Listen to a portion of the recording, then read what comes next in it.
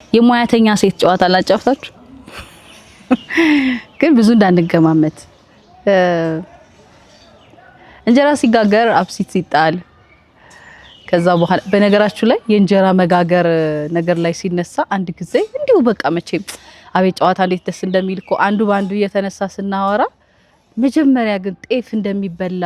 ማን የጠረጠረ ያለ ወዳጅ አለኝ ያቺ ትንሽዬ ደቃቅ ነገር ውስጧ ጤፍ ሲሸረከት ምንድነው በሆዷ ምን ይዛለች የሚባለው ይረሳል የሚል አንድ ተረት አለ ብቻ እሱ አይደለም ቆይ አሁን ጨዋታው እሱ ሌላ ጊዜ እና ጤፍ እንደሚበላ ማን የጠረጠረ የሚል መጀመሪያ ላይ ማለት ነው ከዛ ምንድነው የሙያተኛ ሴት ጨዋታው አብሲት ይጣላል ከዛ በኋላ ለመጋገር ማቅጠን አለ ሊጡን አይደለ ከዛ ደግሞ ልክ በእንደዚሁ በትዩ ወጥ ይሰራል ይቁላላል ከዛ በኋላ ያው የሚፈለገውን ያህል ቀጠን እንዲል ደግሞ ውሃ ይጨመራል ሁለቱም ውሃ አጨማመር ላይ ሙያተኝነቱ እዚህ ጋር ይመጣል ሁለቱም ውሃ አጨማመር ላይ በአንድ ጊዜ ክልብስ ከተደረገ በተለይ አብሲቱ ትንሽ ጠንከር ያለ ከሆነ በርከት ያለ ከሆነ በቃ ሽር ነው የሚለው እና ሲንጫጫ መቅረቱ ነው ምጣድ ላይ ነው የምላችሁ ወጡም ደግሞ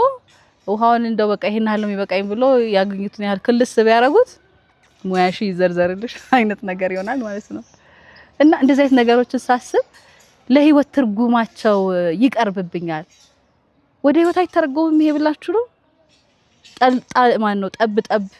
ጠብ ያረጉ ማቅጠልና አንድ ጊዜ ደግሞ ያዙትን ነገር መቸለስ